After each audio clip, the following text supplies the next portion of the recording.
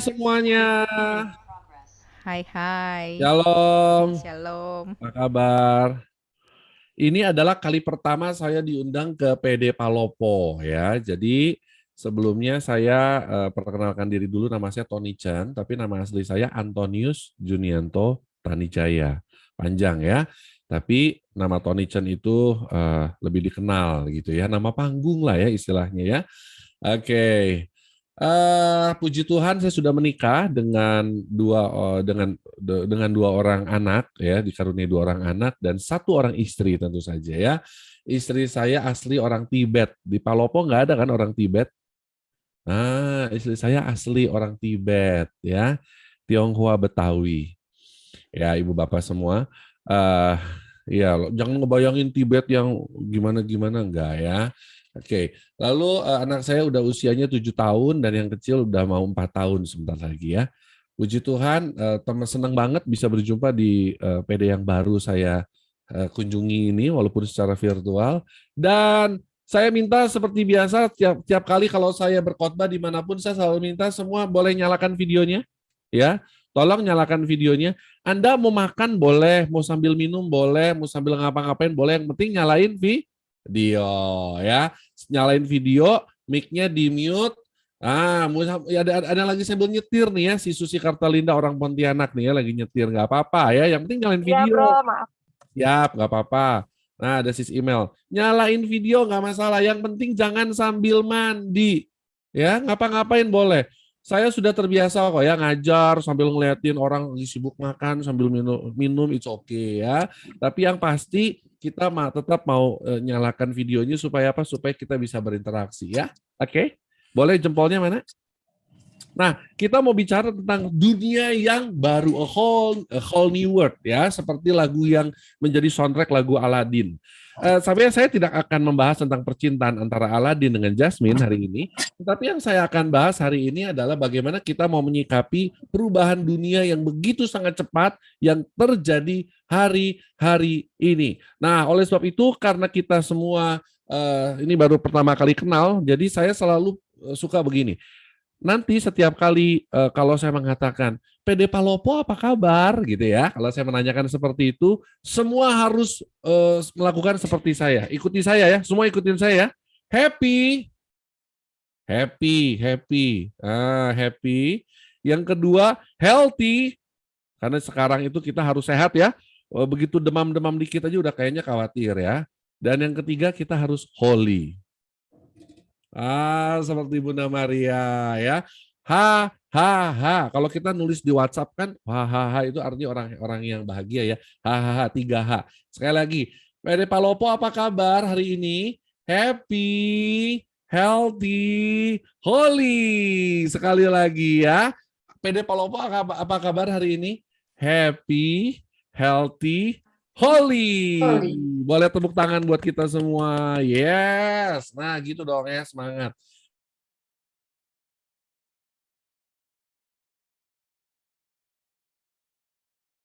Ya, terima kasih buat undangannya dan saat ini saya akan mulai langsung masuk saja karena temanya sangat-sangat menarik. Saya suka kalau diminta untuk membawakan tema-tema seperti ini, tema-tema yang kekinian ya, tema-tema yang sesuai dengan perkembangan zaman. Wah, suka banget deh pokoknya, suka banget.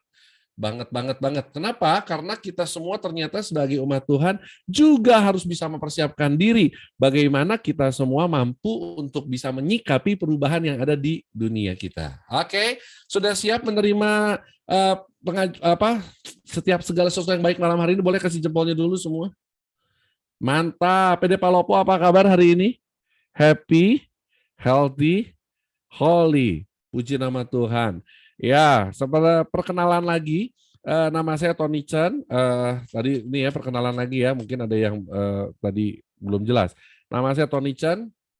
Pekerjaan saya sehari-hari sebagai seorang trainer, sebagai seorang business coach, sebagai seorang konsultan di bidang bisnis, dan juga saya sebagai seorang pengajar dan pewarta di BPK PKK KJ, dan komunitas saya, komunitas Kairos, komunitas kami bersekutu setiap hari Kamis pagi. Jadi tadi pagi itu saya baru berkomunitas PD di komunitas kami ya, Kamis pagi.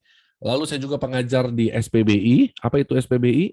Sekolah Pujian Bina Insani mendidik para worship leader, singers, pemusik, dan lain-lain sebagainya. Dan saya sebagai seorang worship leader, keyboardis, penulis lagu, dan lain sebagainya. Nanti kalau yang mau berkenalan dengan saya, mau WA, mau tanya, mau curhat, boleh ya. Atau saya tuh spesialis biasanya begini. Pak Tony, saya tuh kebanyakan duit nih, nggak tahu mau kemana lagi duitnya. Nah, itu saya spesialis di bidang itu ya. Menghabiskan uang di dalam roh dan kebenaran ya. Jadi silahkan yang punya masalah. Karena ternyata ada masalah juga bagi beberapa orang ya. Oke, teman-teman semua, pada kesempatan ini kita mau bahas mengenai a whole new world, dunia yang baru. Dunia yang baru itu maksudnya apa sih? Nah, seperti yang kita tahu, sekarang ini kita semua di dalam masa pandemi COVID. Betul? Ya. Dan ternyata dengan adanya COVID, saya boleh katakan kita harus bersyukur. Kenapa? Karena ada percepatan digitalisasi. Betul nggak? Yang setuju sama saya kasih jempol. Setuju ya? Gara-gara COVID memang satu sisi banyak orang menderita, banyak orang susah. Gara-gara COVID banyak perusahaan bangkrut. Gara-gara COVID banyak orang meninggal dunia. Gara-gara COVID dunia bersedih. Tetapi jangan salah loh, gara-gara COVID kita semua dipaksa mau nggak mau harus masuk ke dunia digital. Betul? Coba teman Anda selama kemarin-kemarin dari sejak COVID setahun yang lalu apa? Kalau bukan internet, betul nggak?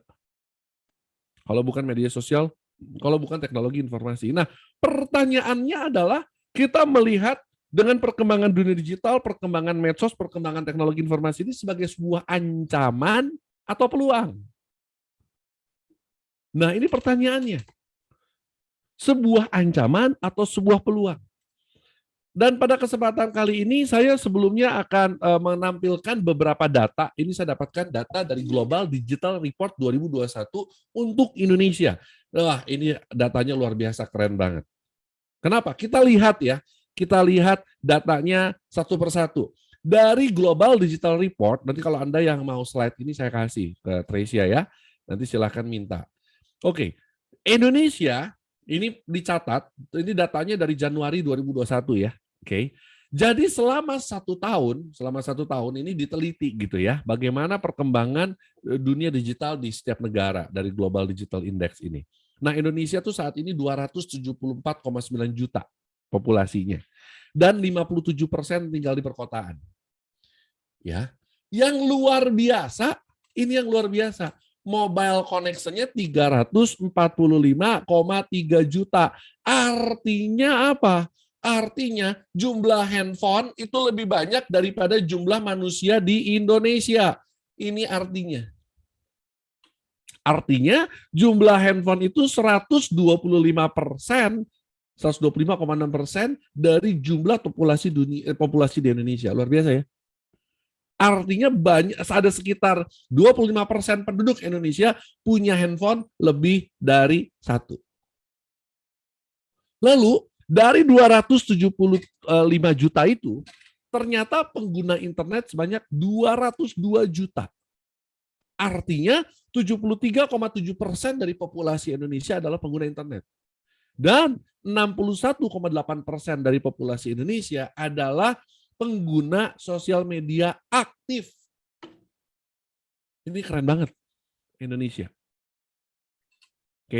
Oke, kita lanjut lagi data lagi. Nah, saya sengaja buka data ini supaya Anda semua mikir, Anda semua lihat ya. Oke, persentase ya. Mobile phone any type 98,3%. Artinya apa? 98,3% itu orang pakainya handphone. Yang menggunakan smartphone 98,2% dari pengguna mobile phone tadi ya. Yang not smartphone, mobile phone ada 16%. Yang punya laptop atau desktop sebanyak 74,7%. Yang pengguna tablet 18,5%. TV streaming 6%. Yang main game 16,2%. Yang menggunakan smart home device sudah 5,7%. Ini Indonesia ya. Yang menggunakan smartwatch atau jam pintar itu 13,3%. Yang menggunakan virtual reality device 4,2%. Data yang luar biasa. Lalu lihat di sini data lagi. Orang Indonesia menghabiskan waktu untuk internet itu 8 jam 52 menit per hari. Oke.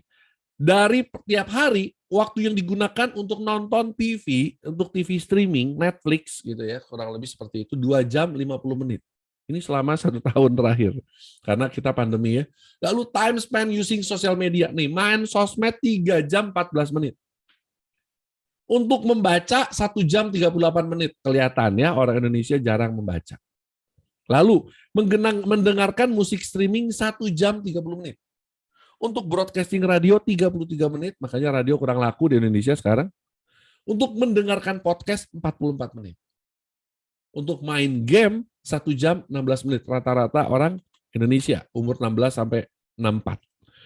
Lalu penggunaan internet, lihat. Di Indonesia, paling nomor 1 website itu yang trafficnya paling tinggi itu Google. Yang kedua Detik, yang ketiga YouTube, keempat Kompas, 5 Tribun News, yang keenam baru Facebook.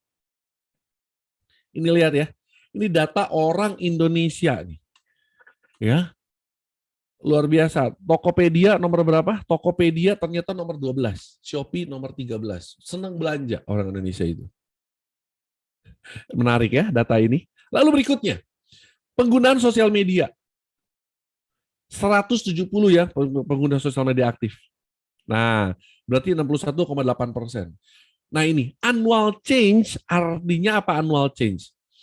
Pengguna sosmed dalam 1 tahun terakhir naik 6,3%. Artinya di Indonesia ada 10 juta pengguna baru sosmed. Dan diperkirakan ini usianya usia-usia milenial ya, anak-anak muda. Generasi Z, mungkin anak-anak kita. Bayangkan saudara-saudara.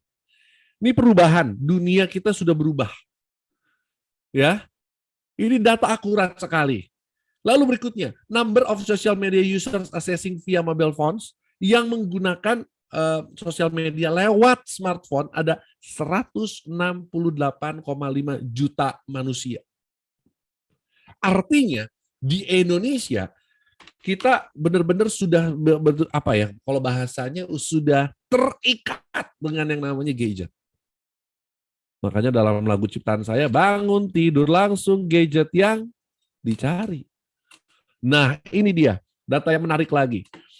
Sosial media platform yang paling sering digunakan oleh orang Indonesia, yang paling sering ditonton itu nomor 1 YouTube, kedua WhatsApp. Ternyata YouTube lebih tinggi daripada WhatsApp, ini orang Indonesia. Ketiga IG, keempat Facebook, kelima Twitter. Facebook Messenger, Line, LinkedIn, baru TikTok. Dan konon katanya TikTok sekarang udah naik ke mendekati Twitter. Ya, konon. Saya juga belum dapat datanya. Tapi ini merupakan suatu data yang dapat kita jadikan dasar pemikiran kita dulu. Kenapa kita sekarang masuk ke dalam dunia yang baru? Lalu berikutnya, lihat di sini yang menarik. Top social media and streaming video apps. Jadi artinya sosial media apa yang paling untuk streaming video. Nah ya, sosial media and streaming video app. Nomor 1 adalah sosial media WhatsApp. Ya, sosial media WhatsApp, kalau untuk video streamingnya YouTube. Ya, WhatsApp nomor 1, Facebook, Instagram, TikTok, baru Twitter. Sedangkan untuk video streaming nomor 1 YouTube, Netflix nomor 4. Ya. Next ya. Kita lanjut lagi. Mobile app ranking mobile app yang paling aktif.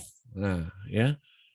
WhatsApp nomor 1, kedua Facebook, ketiga IG. Keempat ternyata Shopee, luar biasa. Orang Indonesia senang belanja ya. Baru Facebook Messenger, Tokopedia, baru Gojek.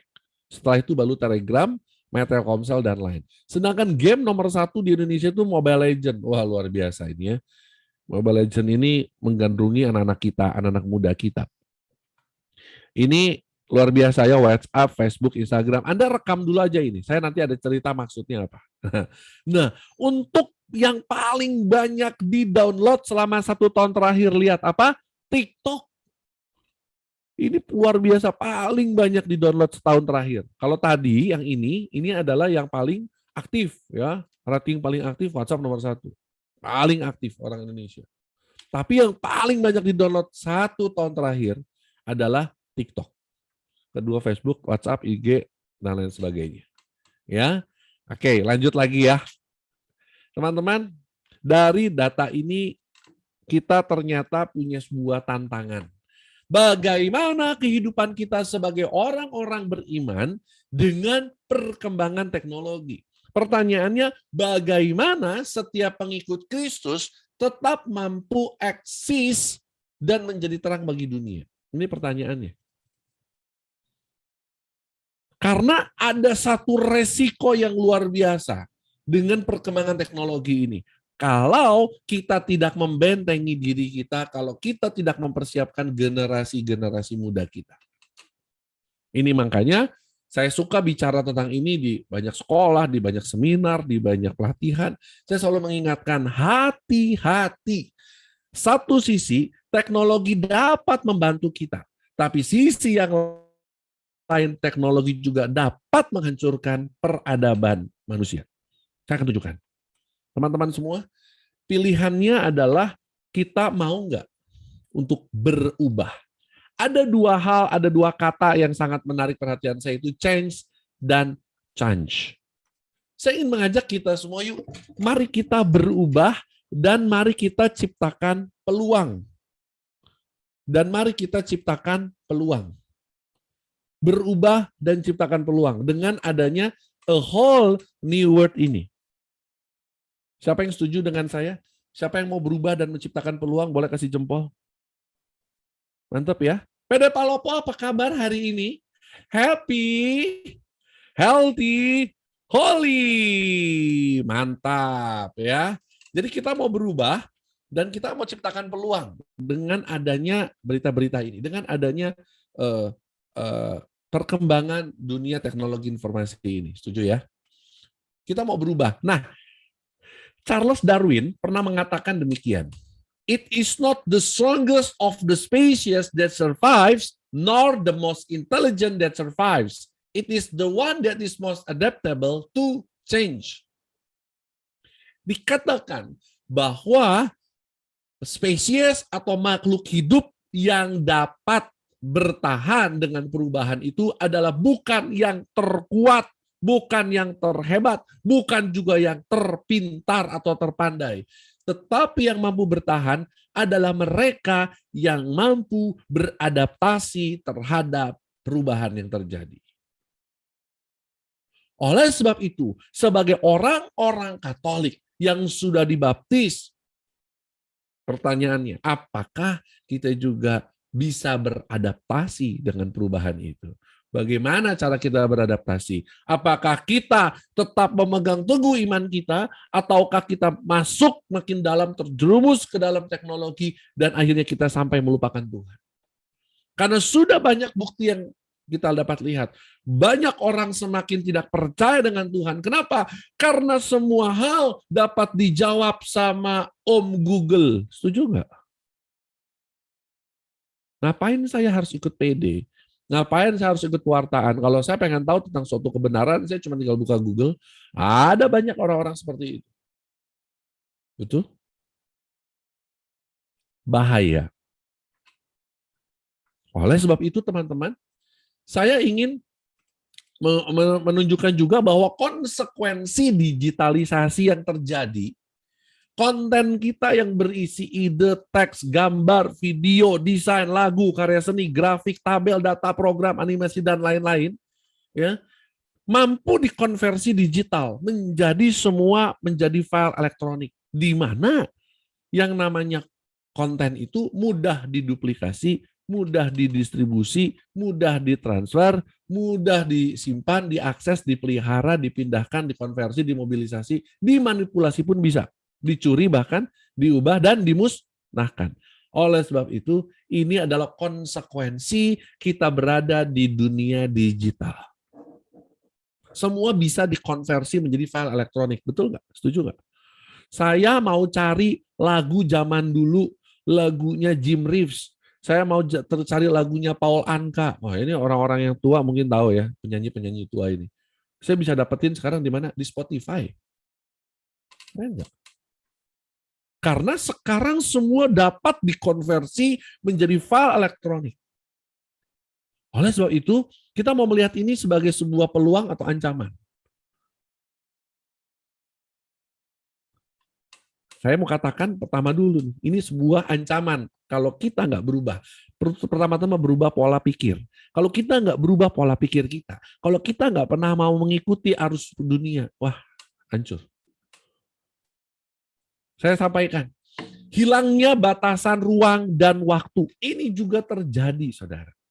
Hilangnya sekat geografis, sekat privasi, etika, budaya, struktural, agama, ideologi, ras, golongan, nilai, dan kepatutan. Betul? Hilangnya sekat waktu tempuh, waktu aktivitas, waktu produksi konsumsi, waktu olah atau akses, waktu analisa, waktu konversi, waktu distribusi, waktu mobilisasi. Sudah hilang semua. Betul nggak? Mungkin dari Anda ada yang menjadi salah satu anggota ARMY BTS. Ada? Ya, pengguna K-pop, oh Tresia langsung yes gitu ya. Oke. Nah, kita langsung tahu pagi hari ini si BTS lagi ngapain, lagi di mana, kita bisa langsung tahu, betul? Kalau kita follow Instagramnya. Betul nggak? Betul. Saya penggemar Cristiano Ronaldo, pemain bola Portugal.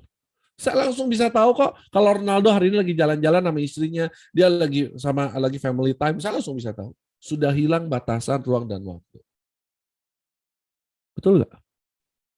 Oleh sebab itu, teman-teman semua, kita perlu memiliki yang namanya strategi iman. Nah ini pokoknya ada 4.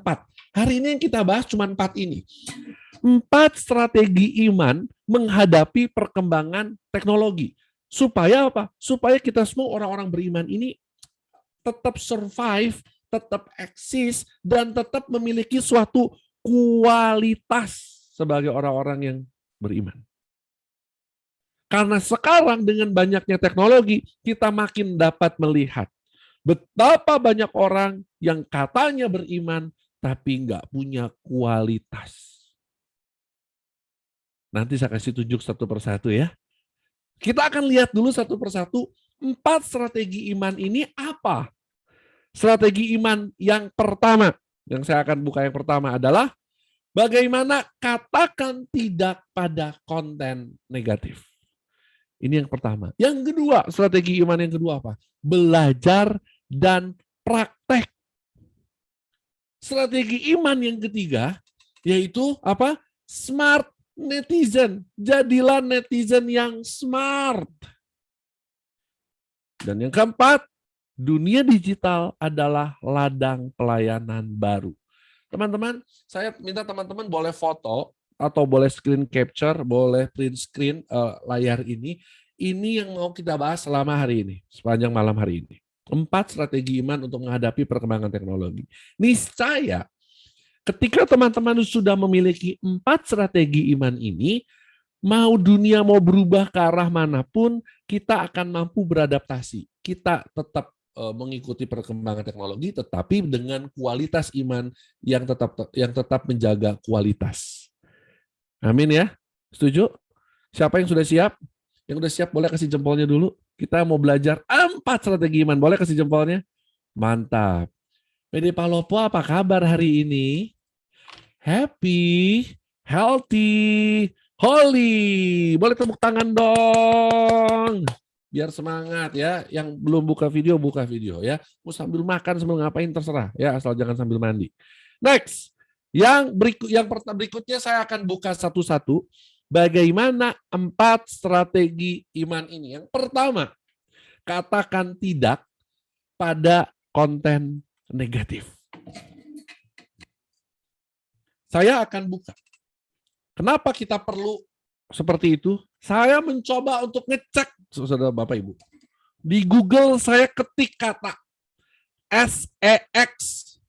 Anda tahu hasilnya berapa? 4.850.000.000. Saya ketik kata PORN. 449 juta hasilnya.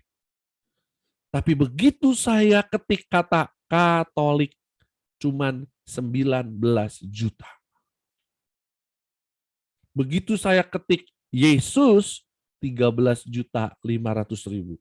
Saya ketik Ekaristi, cuman 1.010.000. Tetapi begitu saya tulis gosip, 234 juta. Anda lihat, iseng-iseng saya cek Santo Yakobus, karena paroki saya di Jakarta, di paroki Santo Yakobus Kelapa Gading, 524.000. Lihat data ini. Bapak dan Ibu, saudara-saudari terkasih, lebih banyak konten positif atau konten negatif? Negatif lebih banyak. Betul? Bahaya nggak? Sangat-sangat membahayakan. Karena apa? Jumlah konten positif jauh di bawah konten negatif. Ini merupakan suatu tantangan buat kita. Ingat, setiap tahun di Indonesia ada 10 juta pengguna internet baru. Dan itu adalah anak-anak kita. Pertanyaannya, apa yang mereka konsumsi? Bagaimana hasilnya mereka? Kalau kita tidak memenuhi internet, memenuhi dunia digital dengan hal-hal positif, yang mereka akan temui apa? Yaitu 3 kata teratas. Orang jadi hidup hedonisme, betul? Bahaya. Teman-teman semua, saya katakan tidak terhadap konten negatif. Firman Tuhan mengatakan, jadi bagaimana strategi iman yang pertama? Tolong dicatat Filipi 4 ayat 8. Saya minta Sister Resia boleh baca nggak yang keras? Nah ya, supaya variasi ya dengan suara cewek. Oke, silakan. Jadi akhirnya saudara-saudara, semua yang benar, semua yang mulia, semua yang adil, semua yang suci, semua yang manis, semua yang sedap didengar, semua yang disebut kebajikan dan patut dipuji, pikirkanlah semuanya itu. Nah ya, itu ya. Bagaimana cara kita menangkal konten negatif? Strateginya apa? Akhirnya kata Rasul Paulus kepada jemaat di Filipi dan kepada jemaat di PD Palopo malam hari ini. Semua yang benar, semua yang mulia, semua yang suci, semua yang manis, semua yang adil, semua yang sedap didengar, semua yang disebut kebajikan dan patut dipuji, pikirkanlah semuanya itu. Ini strategi iman yang pertama. Seringkali tanpa kita sadari, begitu kita buka konten sosial media, timbul amarah. Betul? Ini cerita ya benar ya. Seorang aktivis di Karismatik Jakarta, saya nggak sebut nama. Begitu ada saudara dan atau sahabat kita yang beberapa bulan lalu kembali dari Arab Saudi, sahabat kita itu yang baru pulang dari Arab Saudi, pulang mendarat di Soekarno-Hatta. Teman saya itu apa yang dia lakukan? Dia menulis di sosmednya, dia mencaci maki, dia mengucapkan kata-kata yang kalau dibaca oleh pihak pengikutnya akan menimbulkan sebuah perpecahan. Dengan kata-kata yang begitu sangat negatif. Saya langsung sebagai seorang sahabat telepon dia, bro, sorry nih mau nanya. Kenapa, Ton? Gue nanya, emang orang itu gara-gara orang itu terus hidup lu jadi terancam? Enggak juga, kata dia. Gara-gara orang itu keluarga kamu jadi nggak bisa makan? Enggak juga. Gara-gara orang itu lalu kamu nggak bisa pelayanan? Enggak juga. Apa yang sudah diperbuat orang itu yang merugikan diri lu? Enggak ada juga, bro. Pertanyaan saya, kenapa kamu harus mengatakan hal itu di sosial media? Saya bilang. Nggak bisa jawab dia. Simpel kan? Seringkali tanpa kita sadari, dengan adanya berita-berita seperti itu, kita memikirkan bukan yang mulia. Yang kita pikirkan adalah yang jahat. Yang kita pikirkan adalah mencaci maki orang yang berseberangan dengan kita. Saya bilang betapa piciknya ya orang Katolik, saya bilang. Kalau semua berpikir seperti itu. Saya mengingatkan teman saya, bro, sorry bro, gue mesti ngomong. Bro gagal menjadi seorang pengikut Kristus yang punya kualitas, saya bilang. Loh kenapa gagal menjadi pengikut Kristus yang punya kualitas? Saya bilang, lihat Yesus dong. Yesus aja sama prajurit dan algojo yang membunuhnya, yang menyiksanya, yang mendera tubuhnya, Yesus masih mengatakan apa? Ya Bapa, ampunilah mereka sebab mereka tidak tahu apa yang mereka perbuat. Nah, lu bagaimana? Orang itu nggak ngapa-ngapain lu, tapi kalau lu maki-maki ya. Mana kualitas seorang Katolik yang katanya sudah baptis? Mana kualitas seorang Katolik yang katanya hidupnya penuh dengan Roh Kudus? Saya bilang. Ini dia.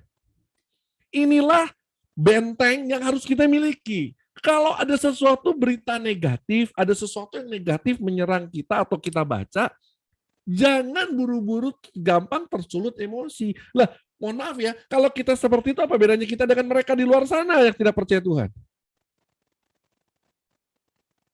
Ini nomor satu. Dengan mudahnya kan, kita terprovokasi. Saya lanjut. Sekarang yang kedua. Belajar dan praktek. Ini strategi mana yang kedua? Yang tadi say no to negatif ya. Jadi pikirkan semua yang mulia dan sebagainya. Yang kedua, belajar dan praktek. Selama masa pandemi ini adalah merupakan satu sarana yang sungguh-sungguh luar biasa menggembirakan. Kenapa? Karena kita punya banyak waktu untuk belajar, betul? Di internet sebenarnya kalau Anda mau telusuri, di samping kita tahu bahwa banyak konten-konten negatif, tapi juga banyak di sana konten-konten yang dapat membuat kita semakin pintar. Banyak sekali konten-konten yang membuat kita semakin punya skill. Oleh sebab itu strategi iman yang kedua, kita harus belajar dan praktek menggunakan internet dengan yang baik. Menggunakan perkembangan teknologi untuk sesuatu yang baik. Teman-teman semua, saya mau kasih tahu ya bahwa dunia kita tuh berubah ya. Waktu abad 18 kita itu masuk yang namanya agriculture age. Farmer. Dunia kita waktu itu masih kekurangan makanan ya. Jadi oleh sebab itu agriculture age itu di abad 18, semua orang pengen jadi tuan tanah, betul? Yang punya tanah, yang kaya, yang punya tanah, yang sukses. Karena agriculture age, zaman pertanian. Masuklah abad 19 revolusi industri di Inggris, masuk industrial age, di mana zaman industri.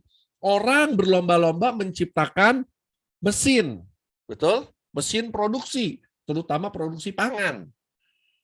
Sehingga waktu itu zaman orang banyak kuliah, atau kalau disebut pinter itu abad 19 kalau kamu jadi insinyur. Ya. Semua orang pengen jadi insinyur, engineer. Abad 20 udah mulai masuk zaman informasi. Era informasi, makanya banyak orang-orang masuk jurusan IT. Tapi sekarang gara-gara COVID, kita melihat bahwa bisnis-bisnis yang bertahan, usaha-usaha yang bertahan adalah ketika bisnis itu nggak cuma hanya saja punya bisa bergantung kepada teknologi informasi, tapi juga punya konsep. Conceptual age. Lihat sekarang. Yang bertahan kan orang konsep, betul? Lihat Gojek. Adalah perusahaan transportasi yang sama sekali tidak punya sepeda motor. Betul? Lihat Grab. Adalah perusahaan konsep yang sama sekali dia tidak punya kendaraan operasional. Taksi, perusahaan taksi nggak punya mobil. Lah itu Grab. Artinya ini kenapa bisa terjadi? Karena dunia selalu berubah. Dan kita nggak tahu setelah conceptual age ini kita mau masuk ke dunia apa lagi? Pertanyaannya, apakah kita sudah mempersiapkan diri? Karena bahaya kalau kita tidak mempersiapkan diri, ibu-ibu, bapak-bapak. Saya kasih tahu ya, ini kalau saya ngajar di sekolahan, saya selalu ngasih tahu ke anak-anak murid saya begini. Hati-hati. Report dari BBC mengatakan bahwa otomasi atau robot otomasi akan mengambil alih 800 juta pekerjaan di tahun 2030. Keberadaan kita ini terancam. Eksistensi manusia terancam dengan banyaknya robot-robot pintar. Saya nggak tahu kalau di Palopo ya. Kalau di Jakarta sudah ada bank BCA itu sudah semuanya sistemnya mesin. Anda masuk ke salah satu cabang bank BCA di BSD itu ada masuk, Anda sama sekali tidak melihat manusia. Yang Anda lihat cuma mesin. Anda nggak perlu ngomong sama customer service, Anda ngomongnya sama mesin. Semuanya udah sistemnya robot. Hati-hati ya. Lalu penelitian lain, data lain saya dapatkan, robot may steal as many as 800 million jobs in the next 13 years. Penelitian lain dikatakan di majalah Fortune bahwa robot dapat mengunci, sebentar ya Ibu Bapak ya, sebentar. Robot dapat mencuri apa? Pekerjaan 800 juta. Sama kan? Ceritanya sama. Nah, teman-teman semua, inilah tantangan kita. Pertanyaannya, apakah kita sudah siap untuk beradaptasi? Dan saya sampaikan bahwa pekerjaan yang terancam di masa depan, nah ini pekerjaan-pekerjaan yang akan terancam di masa depan, ya udah nggak ada lagi nanti operator, telemarketer, travel agent, teller bank, penerjemah, akuntan, penerbit percetakan, ini bakal digantikan semua dengan robot, hati-hati ya. Dan akan muncul pekerjaan-pekerjaan yang baru antara tahun 2000 sampai 2019, ada blogger, ada UX, UI designer, barista, web developer. Nah, Anda lihat, baca-baca sendiri. Bahkan ada seorang dog whisperer. Anda tahu ada drone operator. Anda tahu di Amerika itu Departemen Pertahanan Amerika mencari anak-anak muda yang suka main game.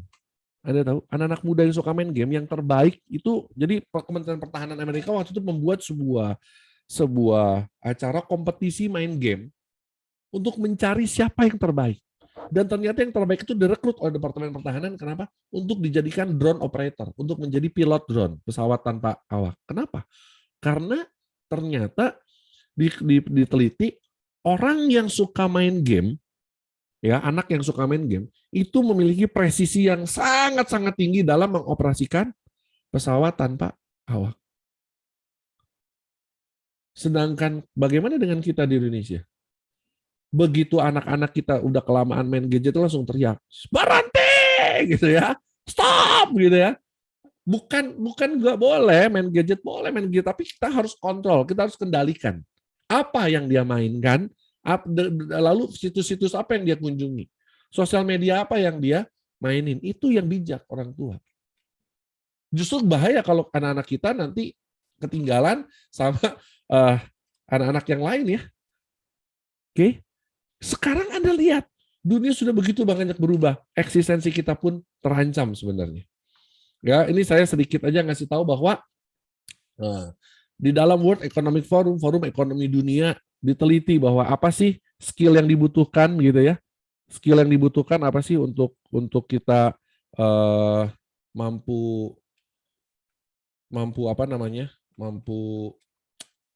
bertahan di tahun 2020 katanya gitu ya. Ternyata dikatakan, nah ini, skill yang dibutuhkan tuh skill-skill seperti ini. Saya nggak akan bahas, nanti Anda baca sendiri di rumah ya. Saya bukan mau seperti apa, tapi saya cuma mau ngasih tahu bahwa siapkan generasi muda, siapkan anak-anak kita untuk sesuatu yang luar biasa, untuk sesuatu yang besar di masa depan. Ini tugas kita. Ini tugas kita semua. Ya. Oke. Lalu strategi yang mengenai dengan strategi yang itu, jadi bagaimana? Ya, kan katanya harus belajar dan praktek. Boleh diminta tolong baca lagi, Sister Asia?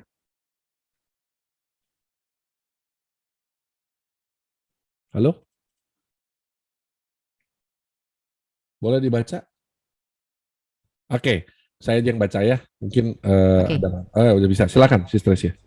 Takut akan Tuhan adalah permulaan pengetahuan, tetapi orang bodoh menghina hikmat dan didikan. Nah, ini.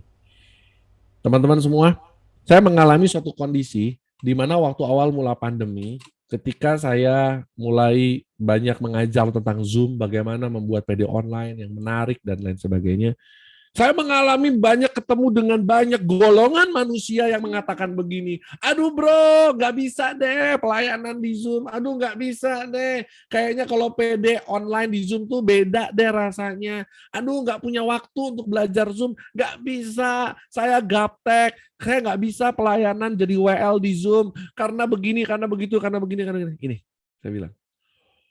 Tipe-tipe orang Katolik yang seperti inilah yang saya katakan akan hilang, saya katakan. Kenapa? Karena zaman akan terus berganti, semua kita akan terus maju berjalan ke depan, dan dunia digital, mau nggak mau, suka nggak suka, akan mewarnai kehidupan kita. Kalau kita nggak bisa berbenah, kalau kita nggak bisa beradaptasi, jangan salahkan dunia. Kalau ternyata kok kita ketinggalan ya. Teman-teman semua, takut akan Tuhan adalah permulaan pengetahuan.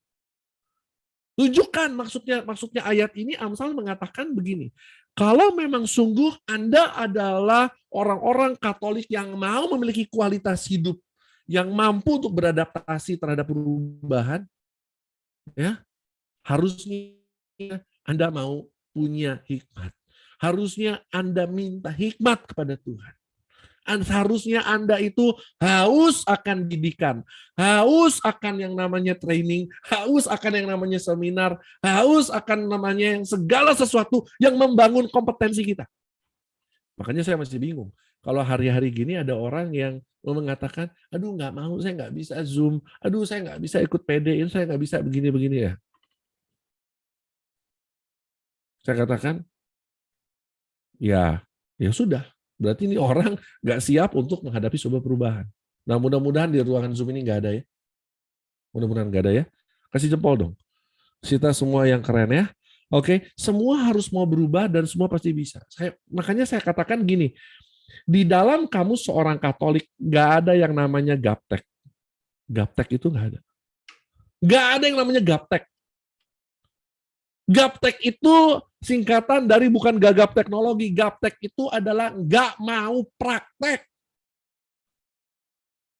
Anda tahu nggak? Selama masa pandemi ini, saya banyak belajar hal baru. Anda tahu saya sekarang jadi petani hidroponik. Oh iya, saya nanam hidroponik sekarang di lantai 3 rumah saya. Dan saya suka cita sekali, apalagi istri saya, ya kan, menghemat uang belanjaan. Karena sayur mayur tinggal petik. Loh, itu sesuatu hal baru. Sampai orang bilang, kok Coach Tony mau-mau aja. Ya, saya bilang, kita ini dikasih akal budi sama Tuhan, dikasih hikmat sama Tuhan, pakai dong. Kata siapa pencurahan Roh Kudus nggak bisa dilakukan online? Bisa. Kata siapa orang nggak bisa merasakan urapan Tuhan ketika sedang online? Bisa buktinya. Ya, semua karena belajar dan praktek. Next. Saya akan bahas next. Strategi yang, ini dia. Nah, nextnya ini. Ya, nextnya saya mau katakan ini. Boleh Sister baca lagi? Saya mau bahas tentang ini. Menarik. Bisa, Sister? Jika besi menjadi tumpul dan tidak diasah, maka orang harus memperbesar tenaga. Tetapi yang terpenting untuk berhasil adalah hikmat. Saya cuma mengatakan begini, sebagai seorang Katolik, menghadapi perkembangan teknologi informasi digital dan segala macam yang ada sekarang ini, kita perlu hikmat untuk berhasil. Ini adalah satu rumusan berhasil versi Alkitab. Mau mengatakan apa? Lihat ya, jika besi menjadi tumpul dan tidak diasah, maka orang harus memperbesar tenaga. Saya mau Anda semua melihat ke layar saya, bisa melihat saya kan? Di tangan saya di sini ada satu buah kelapa. Anda bisa melihat ada buah kelapa di atas tangan saya? Bisa melihat? Cuman orang suci murni nggak ada dosa bisa lihat ini ada kelapa. Jadi bisa lihat nggak? Bisa ya, anggap aja ada kelapa ya. Semua langsung, wah Pak, bahaya nih ya. Oke, anggap di tangan saya ini ada buah kelapa. Dan saya mau membelah kelapa ini dengan sebuah besi yang tumpul. pisau yang tumpul. Apa yang terjadi? Saya harus berkali-kali, betul? Saya harus memperbesar tenaga saya, betul? Tetapi firman Tuhan katakan Pengkhotbah 10:10, tetapi yang terpenting untuk berhasil adalah hikmat. Apa itu hikmat? Hikmat itu adalah keputusan yang kita ambil ketika kita tahu bahwa besi ini tumpul, lalu kita mengasahnya. Sehingga ketika sudah tajam dan kita membelah kelapa ini hanya dengan sekali bacok, terbelah kelapa. Teman-teman, itulah yang dinamakan hikmat. Kalau ada orang Katolik di zaman sekarang masih ngomong nggak bisa, itu judulnya filmnya nggak niat. Nggak punya NIAT, nggak punya niat. Jadi katakan tidak sama yang namanya nggak bisa. Tapi kita harus berpikir apa? Saya pasti bisa. Saya bisa mencoba. Bisa nggak begini? Aduh, nggak bisa deh. Ngelihat kayak begini, aduh, nggak bisa deh. Kayak begini, aduh, udah nggak bisa. Kalau orang belum apa-apa nggak bisa. Artinya menutup diri dari berkat, menutup diri dari hikmat. Ya, camkan itu. Jadi strategi iman yang pertama kita harus terus belajar. Belajar. Ikuti perkembangan zaman. Strategi iman yang ketiga. Saya sampaikan smart netizen. Nah, ini dia. Jadilah seorang warga negara di internet yang smart. Bagaimana caranya menjadi warga negara yang smart? Nah, kita harus lihat dulu nih. 5 alasan orang menggunakan internet itu untuk apa sih? Pertama, saya sampaikan. Pertama, sosial media nomor 1. Ini kesimpulan dari data-data dari Global Digital Index Indonesia itu tadi ya. Yang kedua, untuk komunikasi melalui aplikasi pengirim pesan. Yang ketiga, untuk game online. Yang keempat, untuk akses layanan publik. M-banking ya. Lalu untuk akses layanan publik lainnya. Layanan informasi barang atau jasa, artinya untuk belanja. Ini 5 alasan orang menggunakan internet dari hasil tadi Global Digital Index itu ya. Nah, dan ternyata proses kita di internet itu cuma perkara dua perkara saja, download dan upload. Ya, betul nggak? Ketika kita membaca sesuatu kan kita download. Tetapi begitu kita posting sesuatu kita sedang upload. Ini perkaranya download dan upload. Nah, pertanyaannya adalah bagaimana apa yang kita download dan apa yang kita upload? Pernah nggak sih nanya itu sama diri sendiri? Sekarang saya mengajak kita semua untuk melihat. Kita bicara mengenai download dulu ya, download. Kita mau check up. Jawab di dalam diri Anda masing-masing. Digital activity check up dulu. Yang pertama, apakah dengan kita menjadi warga internet membuat hidup kita menjadi lebih baik? Nilainya berapa? 0 sampai 10. Jawab di dalam hati. Apakah dengan saya bersosial media membuat hidup saya menjadi lebih baik atau enggak? Contohnya lebih baik apa? Bagaimana dengan kualitas hubungan Anda dengan anak-anak? Bagaimana kualitas hubungan Anda dengan pasangan hidup Anda? Bagaimana kualitas Anda di tempat pekerjaan, di sekolahan? Lebih baik nggak? Kalau tidak membuat Anda lebih baik, tetapi membuat Anda menjadi pribadi yang selfish, menjadi pribadi yang egois, tanda tanya. Kenapa bisa begitu? Berarti Anda belum menggunakan internet dengan bijak. Titik. Selesai. Belum smart. Yang kedua, cek. Apakah meningkatkan kualitas hidup rohani Anda? Dengan adanya sosial media, dengan adanya internet, dengan adanya perkembangan teknologi ini, apakah membuat Anda semakin mengasihi Tuhan kita Yesus Kristus atau tidak? Apakah membuat kualitas hidup rohani kita menjadi lebih baik atau tidak? Bahaya, Bapak Ibu. Karena banyak orang gara-gara menjadi sosial media, gara-gara internet, lupa berdoa, gara-gara sosial media jadi lupa segala hal. Yang ketiga, apakah membangun hubungan kita dengan sesama atau keluarga? Tadi sudah bahas. Dan yang keempat, apakah ada proses penyaringan informasi terlebih dahulu? Saya katakan, jadilah seorang Katolik yang smart, pakai hikmat kalau menggunakan internet itu. Karena saya udah capek ngasih tahu banyak orang, ya begitu dapat berita, belum cek kebenarannya, langsung blast kemana-mana, ke semua grup WA dia blast. Ternyata hoax, langsung dia balik, sorry yang tadi hoax, sorry yang tadi hoax, sorry yang tadi hoax. Saya bilang, ini nggak smart, saya bilang. Ini orang Katolik yang nggak punya hikmat. Dia bisa beli kuota, tapi dia nggak punya hikmat. Nah ini orang-orang seperti ini bahaya. Sangat-sangat membahayakan. Dia bisa bayar wifi internet di rumahnya mahal-mahal, tapi dia nggak bisa menggunakannya dengan hikmat. Percuma. Prinsip smart download, saya mau ajarkan kepada teman-teman semua malam hari ini. Smart download, SMART. S. Segala sesuatu cek dulu sumbernya. Kalau Anda dapat berita katanya obat cacing bisa menyembuhkan COVID, cek dulu. Yang ngomong siapa? Dari mana? Medianya apa? M. Manfaat. Ada manfaatnya enggak baca itu berita? Manfaatnya apa? Membuat Anda hidup lebih baik enggak? Membuat Anda semakin dewasa dalam kehidupan rohani dan iman enggak? Yang ketiga, akurat enggak? Cek dulu. Itu tanggal berita dibuat kapan? Yang lucu ada berita ada apa namanya orang banyak masuk rumah sakit, ada sebuah video beredar beberapa waktu yang lalu, digambarkan di situ orang begitu penumpuk di rumah sakit dan mengatakan, wah ini COVID sudah mulai merajalela bla bla bla, oh bikin resah. Padahal itu video tahun lalu. Berarti nggak akurat kan? R, realistis. Banyak orang-orang Katolik yang kejeblos.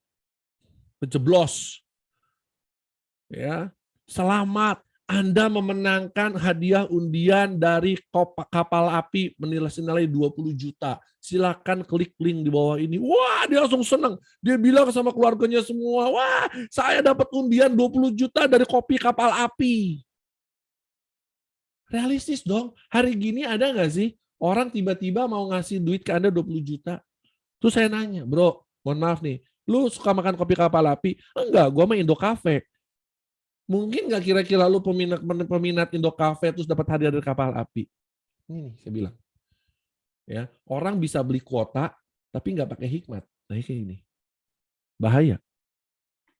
Yang keempat, yang kelima, smart, tanya. Kalau Anda nggak paham, tanya. Tiba-tiba suatu hari ada seorang teman yang dikatakan, sorry ya, ini aku salah transfer ke rekening kamu, boleh nggak ini ada bukti transfernya dan segala macam. Oh, dia sangat yakin dan percaya ya. Oke. Oh iya, oh harus transfer balik ya. Oh yaudah, oke, bentar saya transfer balik gitu ya. Oh ternyata itu penipuan. Jadi tanya, bener nggak? Ada orang salah transfer rekening ini, bener nggak atas nama ini, jam segini? Tanya. Tanya ke yang lebih pinter. Tanya itu bukan berarti Anda bodoh. Tanya itu artinya Anda punya hikmat. Orang yang berhikmat itu selalu mencari kebenaran. Nggak gampang untuk percaya. Bukan artinya Anda bertanya itu bodoh. Jadi prinsipnya harus smart download. Setuju nggak? PD Palopo apa kabar hari ini? Happy, healthy, holy. Mantap ya. Harus jadi netizen yang smart ya. Smart download. Next, saya mau sampaikan sekarang upload. Sekarang coba check up lagi untuk upload. Ya. Cek, tanya di dalam diri Anda masing-masing. Apakah, ini kalau kita bicara upload itu kan segala sesuatu yang kita posting, segala sesuatu yang kita komen ya. Apakah mencerminkan pribadi yang seturut dengan gambaran Allah atau tidak? Oh, ini pertanyaannya karena banyak orang-orang Katolik di sosial medianya isinya mencaci maki ya. Aduh, ikut-ikutan antara kadrun dengan apalah segala macam. Aduh, saya bilang Kok orang Katolik masih begitu, saya bilang ya. Yang namanya Yesus itu hadir ke dunia itu membawa damai. Kok lu malah bawa kerusuhan? Saya bilang. Nomor satu, cek. Yang kedua, apakah membangun persaudaraan? Yang ketiga, apakah membawa dampak positif bagi orang lain? Banyak orang nggak bawa dampak positif apa-apa buat orang lain. Ya, sekarang ini sindiran buat Anda semua ya. Dengan Anda suka posting-posting mau makan, ya, ini orang-orang Katolik tuh luar biasa ya. Zaman sekarang udah zaman Instagram ya. Mau makan bukannya berdoa malah gini. Foto. Makanannya foto. Di foto, di-upload. Sekarang saya nanya, manfaat Anda foto makanan terus upload Instagram, manfaatnya apa? Mencerminkan pribadi seturut dengan gambaran Allah nggak? Membangun persaudaraan nggak? Membawa dampak positif bagi orang lain nggak? Yang ada bikin orang lain ngiler, yang ada bikin orang lain ngiri. Nah itu betul, ya bikin orang lain ngiler. Yang keempat, apakah dilakukan proses uji kepantasan dan kelayakan sebelumnya? Saya pun kadang-kadang suka jatuh di dalam hal itu. Mungkin kalau Anda yang mengikuti Instagram saya, Facebook saya beberapa minggu yang lalu, saya pun ada sempat salah, ya. Artinya karena emosi, akhirnya saya posting sesuatu yang akhirnya ternyata itu nggak lolos uji kepantasan dan kelayakan. Saya pun berproses.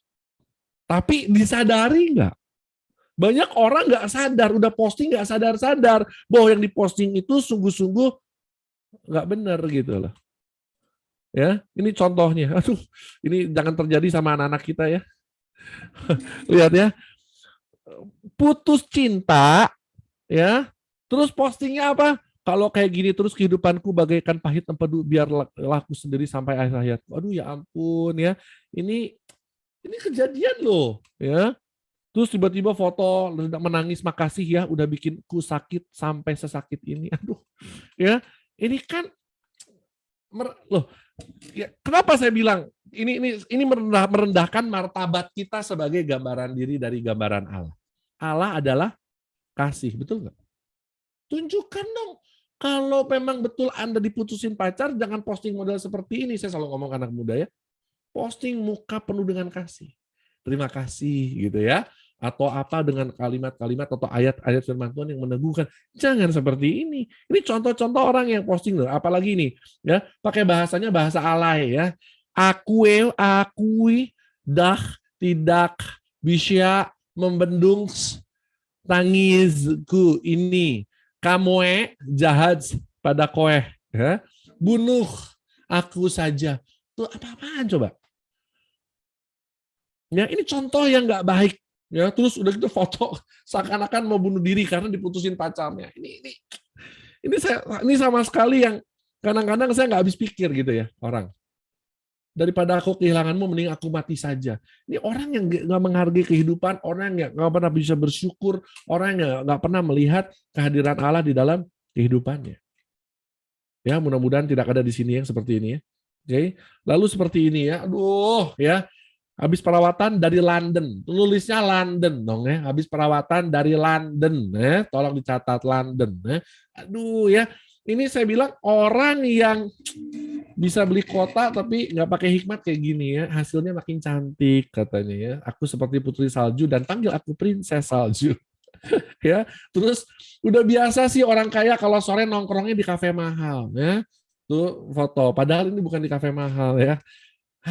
Ya. Inilah dunia internet. Nah, dunia digital, pertanyaannya bagaimana? Nah, ini beberapa waktu yang lalu ini ada kasus juga waktu kasus Ahok ya, tiba-tiba muncul gambar seperti ini. Waduh, geger Gereja Katolik Indonesia ya.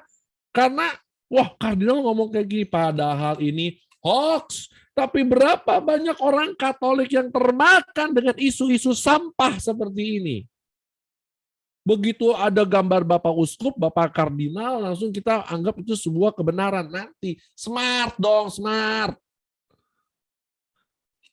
Ya, saya seringkali ngomong katakan smart. Akhirnya waktu itu Sekretaris Keuskupan Agung Jakarta, Romo Adi, dia langsung membuat postingan yang sama. Ya, bahwa tidak pernah melakukan pernyataan seperti itu.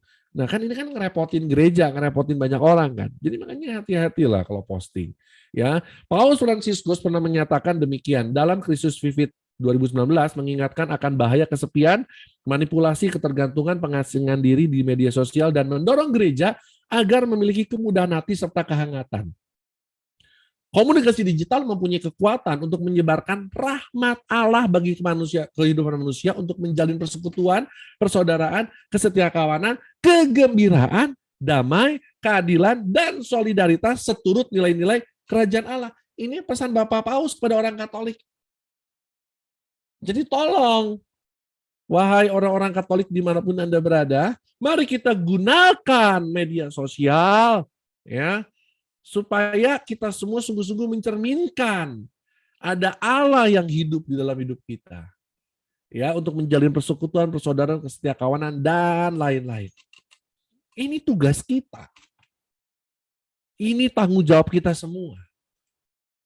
Dan saya mau mengajak, ada kata-kata yang indah dari Mother Teresa, dikatakan buah dari keheningan adalah doa. Buah doa adalah iman, buah iman adalah kasih, buah kasih adalah pelayanan, buah pelayanan adalah damai sejahtera. Dan saya cuma mau sampaikan begini. Ya, apakah saya sudah memanfaatkan dunia digital seturut dengan kehendak Tuhan? Sudah belum? Coba cek. Nomor 1. Apakah kita sudah keheningan berdasarkan kata-kata tadi Mother Teresa ya? Mari kita bicara atau komen atau posting seperlunya. 2, mari kita jadikan media sosial menjadi sarana untuk kita berkomunikasi dengan Tuhan, sarana berdoa. Mari kita gunakan internet untuk kita bisa berkomunikasi dengan Tuhan, karena Tuhan pun sebenarnya hadir di internet. Cuman problemnya kadang-kadang yang kita pikirkan bukan Tuhan.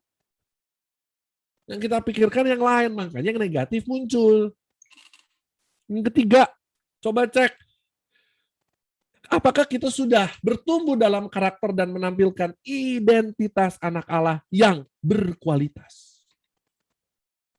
Makanya sekarang paling gampang ngecek orang Katolik itu dia punya kualitas atau enggak, lihat sosial medianya. Apa yang dia posting? Kalau dia banyak posting ujaran kebencian, posting curhat yang enggak jelas, posting yang negatif, ya udah, asal tahu aja. Berarti banyak orang-orang yang belum bisa bertumbuh dan dalam karakter. Ya kan? Oke. Karena dia ternyata cuman hanya sebatas orang Katolik identitas. Tapi nggak punya kualitas. Yang 4.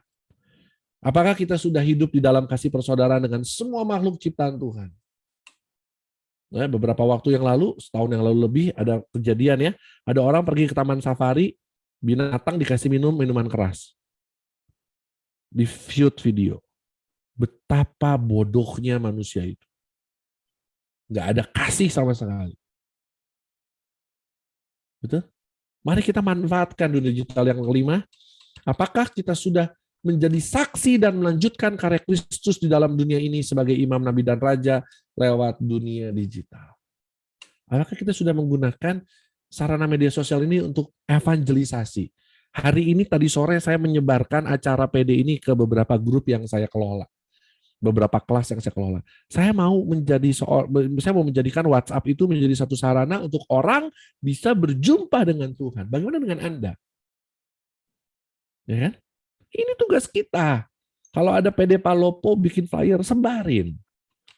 Yang berikutnya, saya mau bahas mengenai yang ayatnya ya. Roma 12 ayat 2. Silakan Tresia baca. Janganlah kamu menjadi serupa dengan dunia ini, tetapi berubahlah oleh pembaruan budimu, sehingga kamu dapat membedakan manakah kehendak Allah, apa yang baik, yang berkenan kepada Allah, dan yang sempurna. Ini ada dari Roma 12 ayat 2. Thank you, Sister Tresia. Intinya adalah kalau kita mau menjadi seorang yang smart netizen itu ya, jangan menjadi serupa dengan dunia ini, tetapi berubahlah oleh pembaharuan budimu. Ini mau bicara apa? Hikmat. Pakai hikmat. Kalau orang udah pakai hikmat, Dia sebelum posting, dia tahu mana kehendak Allah, dan kehendak Allah itu ada 3. Apa yang baik, yang berkenan kepada Allah, dan yang sempurna. Jadi sebelum posting, sebelum komen, cek baik enggak, berkenan kepada Allah enggak, sempurna enggak. Begitupun kalau kita menerima berita sesuatu dari dunia digital, cek baik enggak. Kalau enggak baik, hilangkan. Saya selalu ngomel sama istri saya. Istri saya itu seneng kali ya, cari-cari video TikTok ya, video-video yang membuat ngeri ya. Anak kegeleng, kelindes mobil, mobil ketabrak kereta api. Demennya nonton video-video kayak gitu. Saya bilang, kalau kamu terus nonton seperti itu, kamu akan selamanya jadi orang yang parno, saya bilang. Karena kan nggak baik kan? Betul nggak? Selalu melihat kejadian-kejadian yang negatif. Kenapa banyak orang aneh-aneh? Ya karena tontonannya yang aneh-aneh. Jadi cek dulu sebelum kita mendapatkan sesuatu, sebelum kita posting sesuatu di dunia internet, ya cek dulu 3 ini. Harus tahu itu orang Katolik yang berkualitas, saya katakan. Amin. Kasih jempol dulu dong. Kalau yang mau berubah, ya saya mau semua Anda berubah. Dan yang terakhir, saya mau kasih strategi bahwa dunia digital adalah ladang pelayanan Anda yang baru. Kita memang nggak bisa kemana-mana karena COVID. Tapi kita ada di rumah dan ada gadget selalu dekat kita. Gunakan ini menjadi ladang pelayanan kita yang baru. Jangan hanya berdiam diri. Ingat, tadi saya udah kasih datanya ya. Lebih banyak yang negatif atau positif? Lebih banyak yang negatif. Oleh sebab itu, ayo berubah. Penuhi internet dengan konten-konten positif. Di dalam Hari Komunikasi Sosial Sedunia ke-47, Paus Benediktus ke-16 pernah mengatakan, tak ada satupun ruang lingkup dalam pengalaman hidup manusia yang lolos dari pengaruh media. Media telah menjadi bagian integral dalam hubungan antar pribadi dan perkembangan hidup sosial, ekonomi, politik, dan religius. Oleh sebab itu, konsekuensi dari pernyataan Paus ini, mari kita gunakan sosial media menjadi sesuatu yang ladang pelayanan kita yang baru untuk mewartakan Tuhan dimanapun kita berada. Amin. Dan teman-teman, ditambah lagi kardinal kita Ignatius Kardinal Suharyo, Uskup Agung Jakarta, mengatakan sikap gereja Katolik sangat jelas, yakni selain menempatkan internet sebagai karunia Allah yang berkarya melalui manusia, gereja juga turun tangan mengambil bagian membimbing umat bagaimana memanfaatkan media sosial secara bijak. Dengerin. Yang saya suka kalimat pertamanya. Sikap gereja Katolik sangat jelas. Ya. Selain menempatkan internet sebagai karunia Allah yang berkarya melalui manusia. Nah ini. Jadi mari gunakan internet, dunia digital sebagai karunia Allah yang berkarya melalui manusia. Dan kita adalah rekan-rekan sekerja Allah yang mau mewujudkan itu semua. Supaya semua orang di dunia digital mampu berjumpa dengan Allah. Amin. Ini tugas kita. Jadi jangan cuek, jangan cuek. Ya, karena Injil di dalam Markus 16 ayat 15 mengatakan, lalu Yesus berkata kepada mereka, pergilah ke seluruh dunia, beritakanlah Injil kepada segala makhluk. Dan sekarang gara-gara sosial media, gara-gara digital, kita nggak perlu pergi naik pesawat jauh-jauh. Nih, kita bisa menjangkau dunia di sini. Amin. Kita bisa menjangkau. Kita bisa menjangkau dunia. Oleh sebab itu teman-teman semua di bagian akhir, saya cuma mau mengajak teman-teman semua buat konten yang menceritakan pengalaman Anda menjalani hidup bersama Yesus. Buat konten sebanyak-banyaknya. Kontennya bisa beraneka macam. Bisa dalam bentuk audiovisual itu bikin video. Ya, bisa saya motivasi Anda buat sebuah audio yang cuma rekaman doang, nggak perlu mukanya tampil, atau Anda bisa membuat teks dan image. Buat di Instagram, foto Anda atau foto anak Anda, lalu tulis dengan kata-kata yang indah, ada ayat kitab suci. Itu bagaimana pengalamanmu menjalani hidup bersama Yesus. Saya salah ya, pengalamanmu itu M-nya besar, harusnya M kecil. Oke. Nah, dan gunakan media pelayanan new normal ini. Ya, gunakan Instagram, WhatsApp, YouTube, Twitter, Facebook, TikTok, ya yang lagi hit sekarang ya. Line, LinkedIn, Telegram, podcast, Spotify. Anda bisa gunakan semua. Saudara, di bagian akhir ini saya cuma mau, yuk teman-teman semua kita sama-sama belajar, kita gunakan media sosial kita dengan bijak, dan ini adalah ladang pelayanan kita yang baru. Amin. Ini adalah ladang pelayanan kita yang baru. Jadi oleh sebab itu, yuk kita gunakan dengan baik. Saya ingin memperkenalkan kepada Anda, saya akan menunjukkan saja kepada Anda ya. Saya selama pandemi ini mencoba untuk mempraktekkan juga. Bagaimana saya mau menjadikan sosial media ini menjadi salah satu sarana untuk saya penginjilan, evangelisasi new normal. Dan teman-teman, saya membuat sebuah podcast. Mungkin ada di sini ada beberapa yang udah tahu ya. Saya membuat podcast berjudul Iman yang Cengli. Ya, atau iman yang berlogika, iman yang cengli. Kenapa? Karena saya melihat banyak kekeliruan ya. Banyak orang Katolik itu yang beriman tapi bocengli.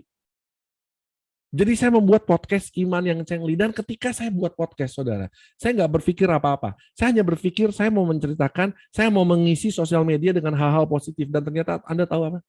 Podcast saya didengar sampai seluruh penjuru dunia. Belum semua negara sih, tapi lumayan lah. Nah ini saya mau tampilkan. Lihat ya Ibu Bapak, lihat. Ini adalah podcast saya. Saya buat di Anchor. Saya buat Iman yang Cengli by Tony Chen. Ya. Dan kalau Anda lihat, perhatikan di sini, siapa yang menyaksikan podcast saya? Nih. Ini adalah sesuatu yang mencengangkan buat saya sendiri, mencengangkan. Ternyata ada 42% pendengar saya dari Indonesia. Indonesia 42%. 33% dari Amerika. 10% dari Singapura, 9% dari Malaysia, 2% dari Jerman, 1% dari Rusia, Taiwan, dan Vietnam. Oh my God. Teman-teman, saya nggak pernah menyangka bahwa podcast saya Iman yang Cengli itu bisa didengar oleh orang Indonesia yang tinggal di seluruh pelosok dunia. Saya nggak mengenal mereka, dan saya yakin mereka nggak mengenal saya. Mungkin akhirnya mereka mengenal saya, tapi saya nggak mengenal mereka. Yang saya tahu, saya belajar bikin podcast, saya belajar untuk posting, saya belajar untuk setia, untuk taat, bikin konten, lalu saya upload di semua media yang ada, yang sudah biarkan. Dan ternyata Tuhan bisa menggunakan podcast saya ini untuk penginjilan.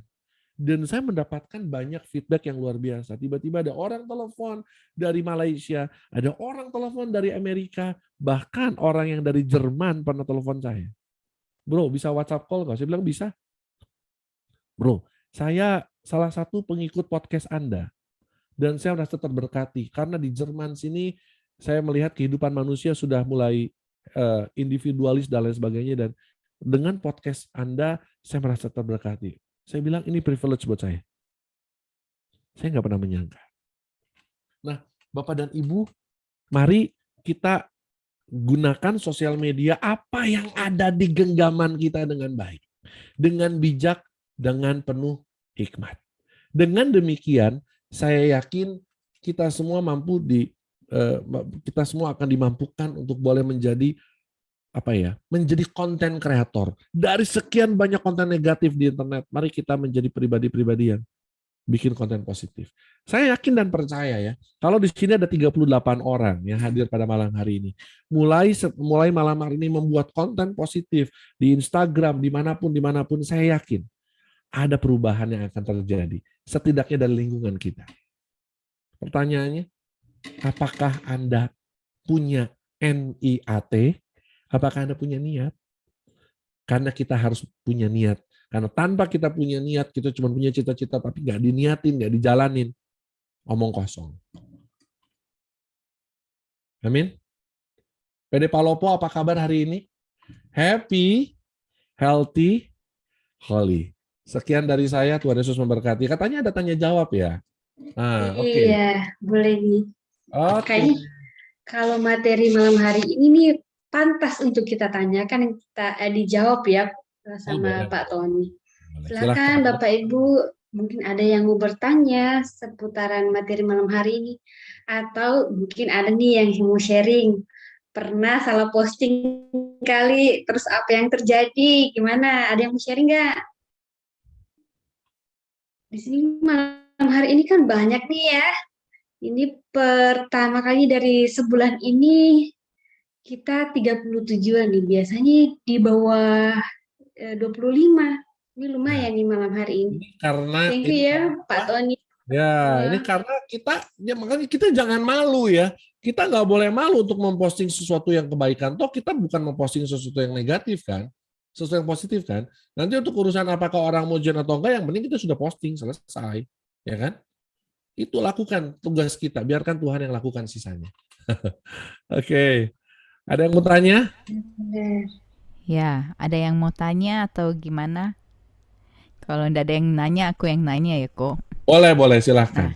tadi kan Ko Tony bilang kita itu harus posting konten-konten yang menyebarkan firman. Nah, kadang itu ada timbul rasa malu. Aduh, nanti kalau posting nanti dibilangin, aduh kamu sok rohani banget, begini-begini. Kira-kira gimana tuh? Eh, Oke, ya begini. Saya kasih tips ya. Saya boleh kasih tips ya buat Tracy ya. Pertama, yang namanya kalau kita posting itu akan harus hati-hati. Kita harus membedakan. Posting kita itu kita lagi posting apa? Kita lagi posting apa? Tips yang pertama, postinglah sesuatu pengalaman Anda bersama dengan Tuhan. Tadi makanya saya katakan ceritakanlah pengalamanmu berjalan bersama dengan Tuhan. Karena kalau kita cerita pengalaman, nggak ada istilah benar atau salah. Karena itu kita yang ngalamin. Betul nggak? Nggak ada benar, nggak ada salah kan? Orang kita yang ngalamin kok. Nggak ada yang bisa menyalahkan kita karena kita yang ngalamin. Itu satu. Kedua, tips yang kedua. Jangan pernah bersifat mengajar atau mengajari. Banyak orang postingnya itu mengajari orang lain. Nanti kebanyakan itu akan menjadi sebuah perbantahan. Pertanyaannya mungkin siapa lu ngajarin gue? Gitu kan orang Jakarta bilang. Tapi lebih baik balik yang pertama, ceritakan pengalaman. Karena pengalaman itu nggak ada benar, nggak ada salah. Ceritakan pengalamanmu, lalu dari pengalaman itu belajar apa?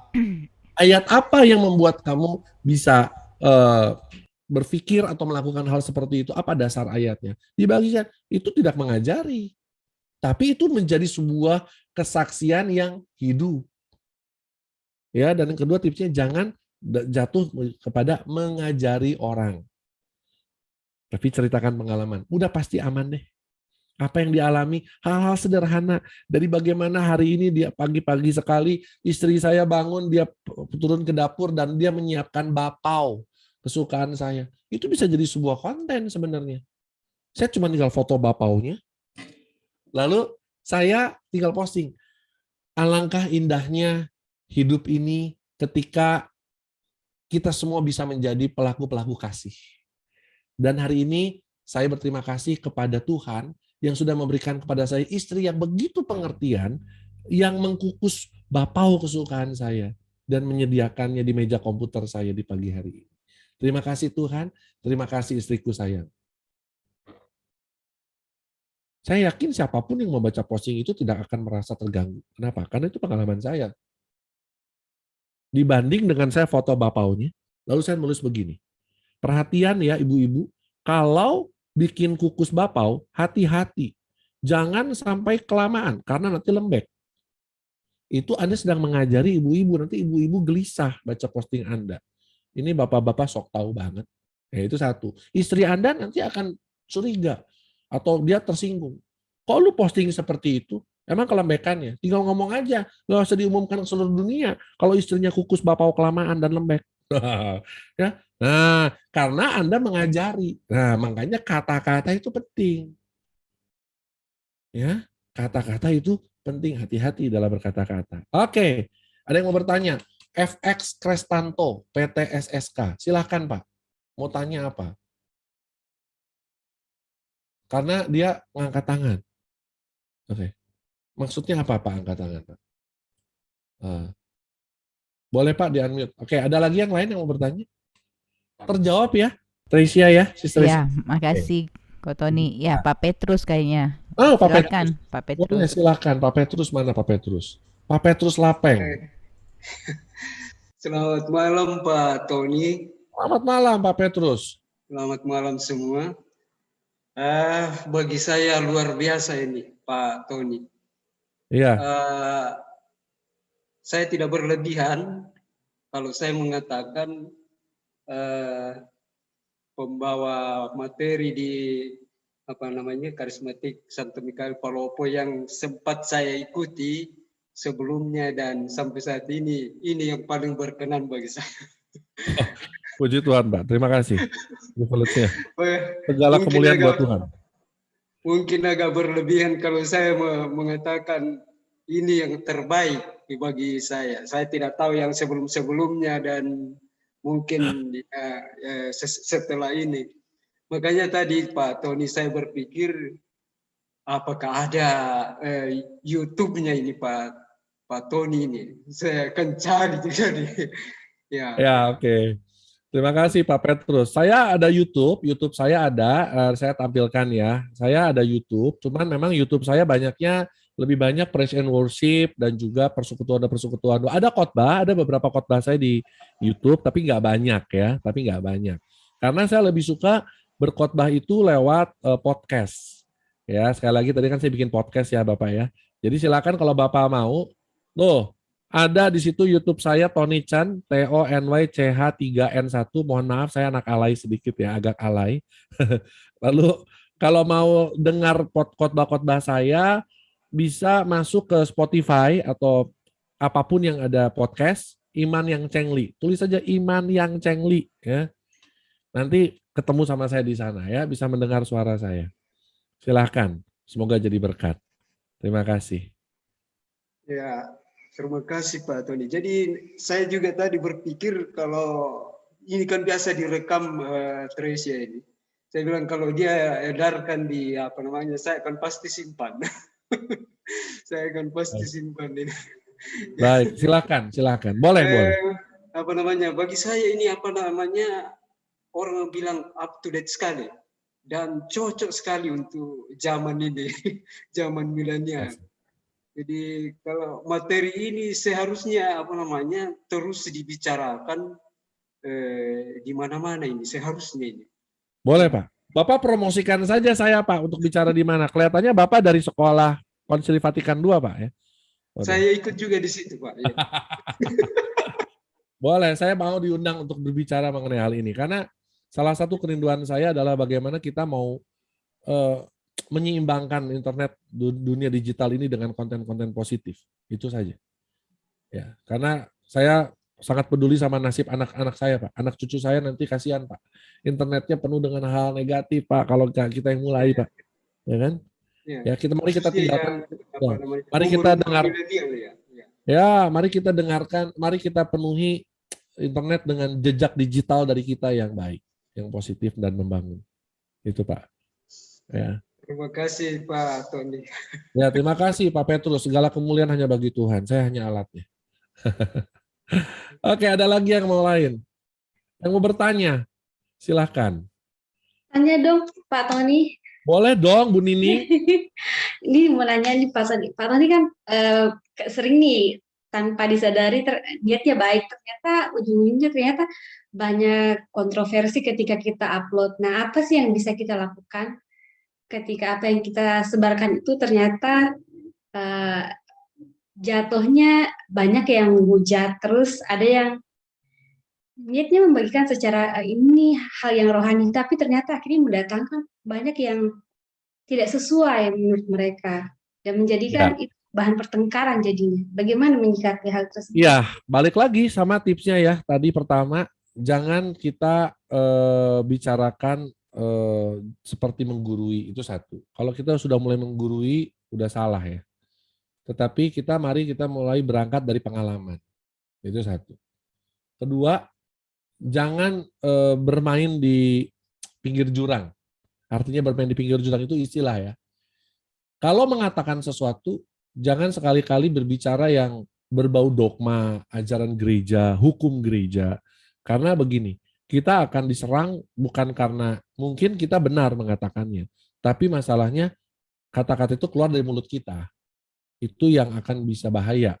Kalau kita mulai menyinggung sedikit tentang hukum gereja dan lain-lain sebagainya. Karena Saya pun pernah ya, bahkan saya pernah ngalamin suatu kondisi di mana saya pun diserang. Bukan diserang ya, dilaporkan tepatnya ke Kuskupan Jakarta, Kuskupan Agung Jakarta. Katanya Pak Tony Chen mengajar sesuatu yang sesat. Ya, pernah, karena videonya beredar dan katanya saya mengajarkan sesuatu yang sesat. Padahal saya, ketika diperhatikan lagi, itu bukan sesat, tetapi begini, umat itu kadang-kadang menerimanya itu hanya sepotong. Contoh, saya bicara mengenai Allah Tritunggal Maha Kudus. Ada adalah Bapa, Allah Putra, Allah Roh Kudus. Ketika itu saya bicara bahwa kita tuh seringkali hanya bergantung pada Allah Bapa dan Allah Putra. Kita kadang-kadang lupa bahwa ada Allah Roh Kudus yang sudah kita terima pada saat kita dibaptis. Padahal Allah Roh Kudus itulah yang memampukan kita untuk menjalani hari-hari kita dengan baik. Jadi oleh sebab itu saya katakan, mari kita kalau berdoa itu lebih banyak ke Allah Roh Kudus yang sudah ada dalam hidup kita. Supaya Allah Roh Kudus membimbing kita gitu ya. Benar nggak kata-kata saya? Benar. Tapi ada orang yang mengartikan, katanya Pak Tony ngomong ngajarin kita nggak boleh berdoa kepada Allah Bapa dan Allah Putra loh. Ya. Nah ini jadinya kan salah kaprah ya. Saya nggak ngomong bahwa kita nggak boleh berdoa kepada Allah Bapa Allah Putra. Saya tidak mengatakan itu. Tapi saya mengatakan, mari kita beri porsi juga kepada Allah Roh Kudus. Karena Allah Roh Kudus yang ada dalam hati kita. Yang sudah kita terima waktu kita dibaptis, waktu kita krisma. Ya, tetapi bisa diartikan yang lain. Nah, makanya hati-hati. Makanya semenjak kejadian itu dan beberapa kejadian lain, saya lebih berhati-hati kalau buat khotbah, konten khotbah yang ada sangkut pautnya dengan hukum, ajaran, dogma. Saya lebih berhati-hati. Karena masalahnya bukan salah atau benar, karena yang mengatakannya dari mulut saya. Karena itu bisa diartikan macam-macam. Oke? Gitu ya. Jadi jangan menggurui lah. Jadi lebih baik posting sesuatu yang positif. Pengalaman bersama dengan Tuhan. Makanya saya selalu mengatakan pengalaman Anda bersama dengan Tuhan itu adalah posting yang luar biasa positif. Tidak ada orang bisa mengatakan benar atau salah. Ya? Oke? Dah, itu aja. Ada lagi yang mau bertanya? Silahkan. Ya. Ya, oke. Ada lagi? Silakan Ibu Bapak. Sekarang waktunya untuk bertanya, bukan berdoa. Ya, jadi silakan bicara. Ya, mungkin Pak Yosep atau Ibu Susi Kartalinda. Dari tadi senyum-senyum saya lihat. Siapa tahu mau nanya? Ya. Oh, saya juga mengucapkan selamat datang buat teman-teman saya dari Malaysia. Ini dari Malaysia ya. Sis Hani Joyce dari Malaysia, Kota Kinabalu. Welcome, see you again. Ya. Oke. Ya, dari Malaysia. Luar biasa ya. Oke. Oh, ada Sis Grace. Ada Grace. Sis Grace juga sama dari Malaysia. Selamat datang, Sis Grace. Hai. Ya, hai. Ada any question, Sis Grace? So far, okay. Good sharing. Oke, thank you. Sis Grace. Ada lagi yang lain? Saya lagi deh, Pak Tony. Boleh nggak bayar kok. Nanya nggak bayar, boleh. Ya. Ini saya sebenarnya ada gabung di salah satu WhatsApp grup yang anak muda OMK di gereja, dan itu biasalah anak muda itu kalau udah sedikit diarahin, bentaknya luar biasa, penolakannya keras, apalagi mereka yang udah biasa dalam grup itu ngomongnya ya kalau nggak saling wedek ya ngomongnya hal yang menurut saya ini mereka sesuatu yang tidak terlalu bermanfaat apa yang dibahas. Nah, bagaimana sih sebenarnya mengarahkan supaya dalam WhatsApp itu mengarahkan mereka sharingnya yang bagus, tapi tidak menjadi kesannya menggurui gitu. Karena saya selama ini kesannya malah dalam grup itu seperti emak-emak dan tante-tante yang suka ngomong marah-marah gitu. Ya. Gimana itu Pak Ton?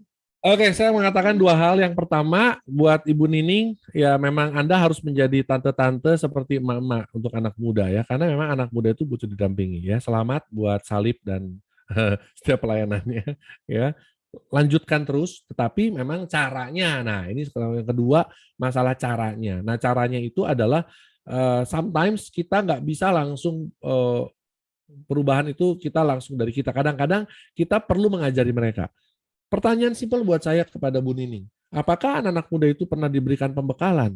Bagaimana cara komunikasi yang efektif di dunia digital? Nah, ini kayaknya belum. Soalnya Nah, mau ngajak mereka tuh susah katanya. Nah, Susah gitu. problemnya itu. Nah, biasanya karena gini, saya pun ada mendampingi beberapa sekolah, beberapa komunitas anak muda. Jadi biasanya saya ketika baru mendampingi, saya akan ajarkan mereka. Oke, kita ada WhatsApp group nih, ya. Oke, saya akan buat sebuah pertemuan di Zoom. Saya akan ajarkan kepada mereka do and don'ts apa yang ada di WhatsApp. Karena saya akan membukakan pikiran mereka. Kita perlu membukakan pikiran mereka bahwa, hey, kita ini adalah gambaran diri dari gambaran Allah. Kualitas kita itu sangat ditentukan dari apa yang kita sampaikan, termasuk apa yang kita ketik di WA, apa yang kita posting di Facebook, apa yang kita posting di Instagram. Kualitas kita itu tergantung dari situ. Lalu biasanya saya akan membukakan pikiran mereka. Kamu dianggap orang yang seperti apa? Kalau kamu nggak mau memperbaiki cara bicara kamu, nggak mau memperbaiki cara hidup kamu, ya hidup kamu akan terjadi seperti apa yang terjadi hari ini, saya bilang. Dan saya akan sampaikan bahwa kesuksesan itu buat anak muda kan pasti pengennya sukses ya. Bahwa kesuksesan itu bukan sebuah tujuan, tapi kesuksesan itu adalah sebuah proses, sebuah perjalanan. Pertanyaan saya ke kalian, biasanya kalau di depan anak muda saya mengatakan gitu ya. Pertanyaan saya kepada kalian, kira-kira kalau orang yang sudah sukses nih, ngomongnya, kok cara ngomongnya seperti kalian ngomong di WA sekarang nggak? Orang sukses itu ngomongnya gimana sih kira-kira? Ngomongnya? Apakah ada ngomong yang menyakiti orang? Apakah orang sukses ngebully orang? Saya balikin begitu sama mereka, biar mereka mikir. Kedua, kira-kira orang yang suka ngebully orang itu hasil akhirnya jadi orang seperti apa sih? Mereka langsung bilang, jadi preman pasar, jadi sampah masyarakat. Nah, oke, selamat. Anda sudah di titik itu, saya bilang. Kalau Anda nggak berubah. Jadi, sometimes kita perlu membuka pikiran mereka, karena anak muda itu memang susah-susah gampang, gampang-gampang susah. Ya, karena saya mendampingi remaja juga, dan saya sering kali ngomong gitu sama mereka. Jadi kita sebagai pembimbing perlu membuka cakrawala berpikir mereka. Ya, oke, gitu ya, Sis Nining ya. Nah, mungkin kalau misalnya kapan-kapan perlu bantuan saya boleh. Saya ngomong di komunitas anak mudanya. Ya, Ayo karena deh, saya punya satu topik seminar judulnya gini, berkomunikasi efektif di media sosial. Komunikasi yang efektif di media sosial. Oh, itu buat biasa saya bawa itu di sekolah-sekolah. Nah, komunitas-komunitas. Jadi boleh. Ya. Oke? boleh. Oke, thank you Ya. Pak Tony. Oke, puji Tuhan. Ada lagi yang mau bertanya? Bro Tony, mau Hadir. nanya. Hai. Hai juga. Tadi kan dikatakan bahwa kita harus mendampingi anak muda nih. Nah, saya ke usia yang lebih kecil lagi, mungkin usia anak-anak yang menginjak dewasa, seperti anak SMP misalnya, di mana sekarang ini kan udah zamannya gadget nih. Sekolah pun online. Beda-beda tipis antara sekolah online atau dia main gadget gitu loh. Nah, ada kiat-kiat nggak untuk membatasi gimana dia untuk tidak melihat malah konten-konten yang jelek itu, yang nggak bagus itu dibandingkan dengan yang seharusnya dia lihat gitu. Oke, ada 2 tips. Tips yang pertama, kita harus memberikan tips yang pertama, jangan kita melarang. Itu satu.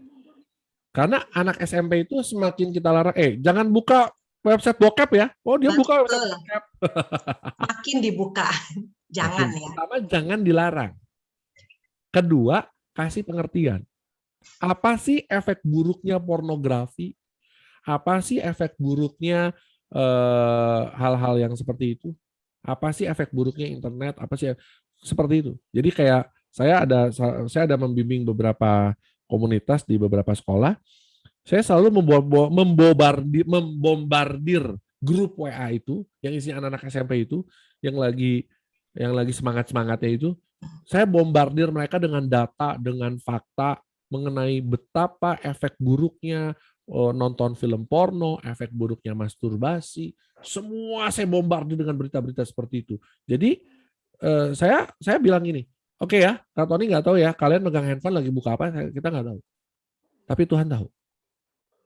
Kedua, Kak Tony udah kasih tahu, Kalau kalian tetap melakukannya dan kalian ada apa-apa, jangan salahin Kak Tony. Jadi saya selalu ngomong seperti itu. Dan kualitas Anda, apa yang Anda lakukan sekarang itu sangat menentukan apa jadi masa depan Anda. Kira-kira apa, menjadi apa Anda kalau sekarang tontonannya adalah hal-hal seperti itu. Jadi kita perlu memberikan kesadaran kepada anak muda. Dan kita juga nggak boleh terlalu membatasi. Jadi makanya pertanyaannya salah. Bagaimana cara kita membatasi? Tidak boleh dibatasi. Tapi kita kasih kepada mereka suatu pengertian dan kasih mereka tanggung jawab kepada dirinya sendiri. Kasih mereka tanggung jawab terhadap masa depannya sendiri. That's it. Jadi saya cuma bisa ngajarin, saya bilang.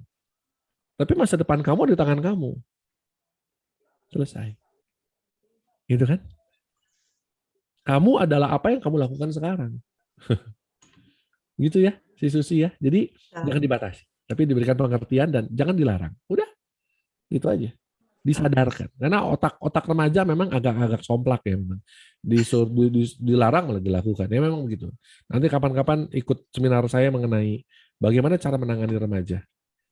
Ya, komunikasi terhadap remaja. The art of parenting communication. Oke. Thank you, bro. Sama-sama. Ada lagi? Ini hot ya. Oke, iya. This email, halo, ya.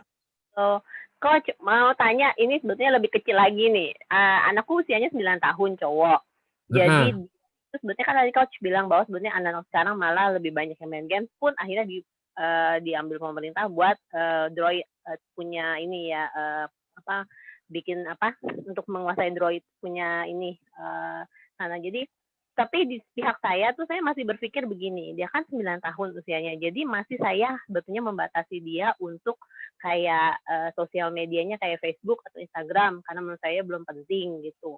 Nah itu saya sebetulnya salah nggak sih Coach, maksud saya dengan seperti itu gitu. Dan TikTok sih mungkin saya kasih ke dia, tapi hanya untuk saya pun ikutan follow dia gitu. Jadi apapun yang dia ini kasih biasanya saya banyak games atau apa, saya lihat gitu loh biasanya dia. Mama kepo ya. Oke, terus? Wow. Terus dari itu saya batasin dia juga pakai family link actually. Jadi saya bisa tahu apa sih kegiatan dia gitu loh. Jadi selain sekolah, kelas dan lain-lainnya kelihatan tuh dari sana gitu. Jadi sebetulnya di sisi dia sih suka aja komplain memang sekarang ini karena dia udah mulai 10 ya kan, istilahnya udah mulai batas-batasnya udah mulai punya pikiran sendiri. Ini gue maunya begini nih sebetulnya, kok mami kok gitu loh. Jadi ya banyak kan udah begitu, udah mulai gitu. Cuma di sisi saya mau let go dia agak-agak masih tarik ulur aja gitu loh. Gimana sih Coach maksudnya bagusnya itu gitu loh dengan anak umur segitu? Oke, kalau anak umur 9 sampai umur 12 ya kelas 4, kelas 5, kelas 6 ya memang jadi begini. Kalau kita batas sekali lagi ya, kalau anak-anak itu semakin dibatasi dia akan semakin melanggar. Semakin kita pagerin, semakin dia loncat dari pagar. Jadi makanya saya selalu mengatakan kalau teknik komunikasi kita dengan anak itu kita harus memiliki teknik yaitu memberikan kesadaran, memberikan pengertian. Itu satu. Ya. Kedua, cara kita parenting zaman now itu bukan kita sedang mendidik anak, tapi kita sedang mempersiapkan masa depan seorang anak. Jadi kalau saya lebih banyak menganjurkan, kalau memang anaknya memang nggak bisa lepas dari gadget, it's okay, nggak ada masalah. Tapi maksudnya kita coba tawarkan, biasanya triknya gini, tahap pertama adalah kita coba cari tahu dulu, apa sih yang dia suka.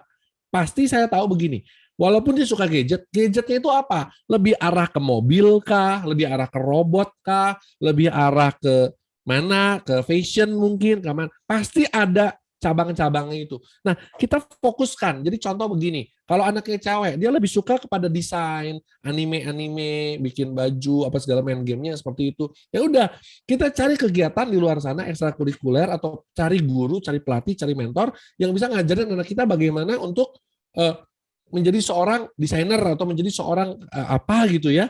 Oke, atau kalau anaknya suka robotik ya lesin robotik gitu kan. Ya. Lesin robotik, lesin sesuatu yang buat dia punya kesibukan baru. Kan robotik dengan gadget. Nah, lalu bagaimana di Instagram dan bagaimana di Facebook-nya? Kita harus aktif. Dek, tolong deh, follow dia deh. Dia juara robotik tingkat Asia deh. Kamu follow deh.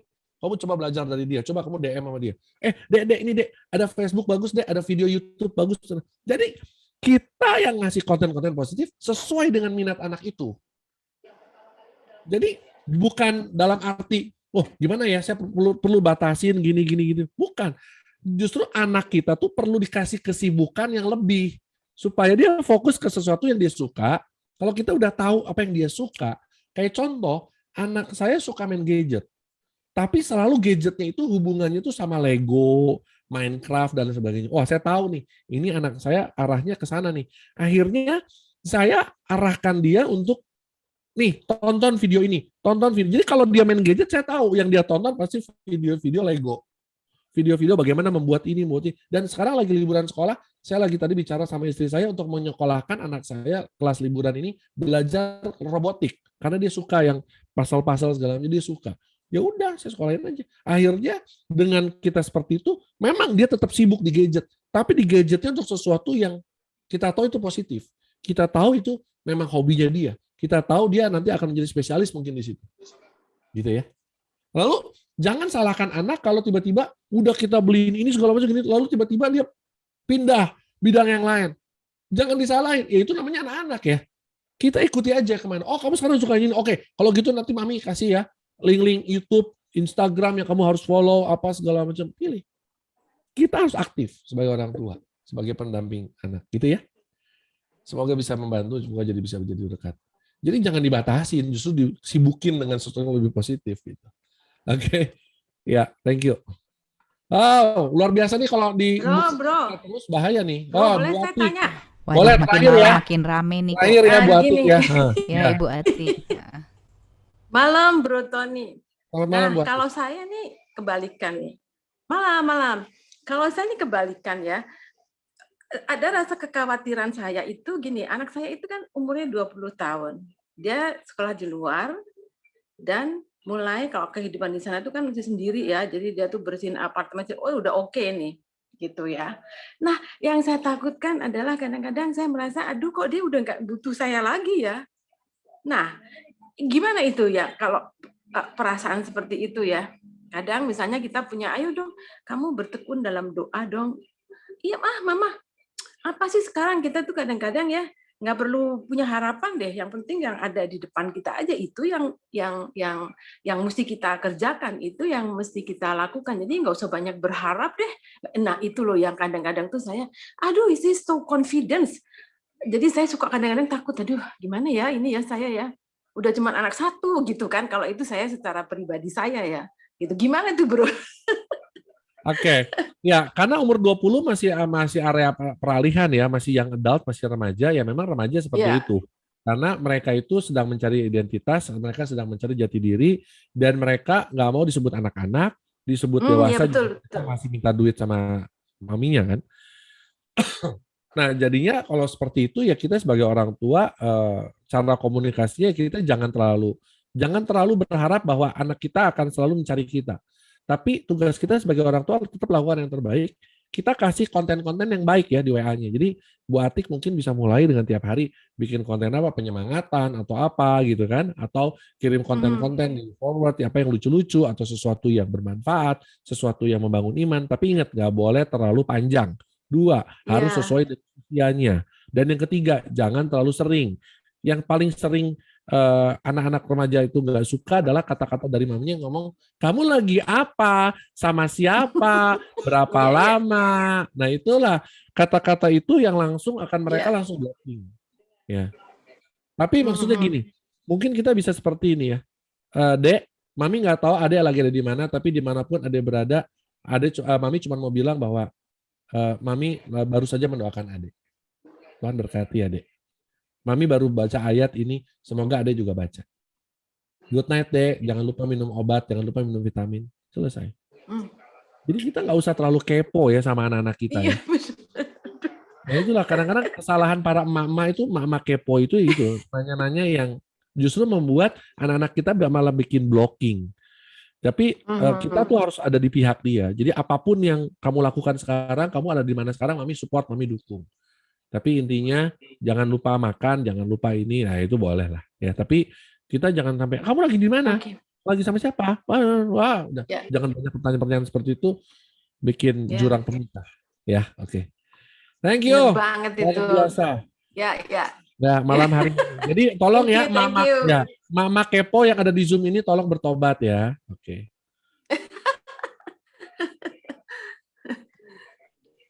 Oke, silakan Sis Trisha. Oke, kita kayaknya udah selesai nih. Mama kepo ada juga kali Pak Tony, bapak-bapak kepo. Ah, bapak-bapak kepo. Ya. Ya, bertobatlah bapak-bapak kepo. Ya, oke, malam hari ini luar biasa.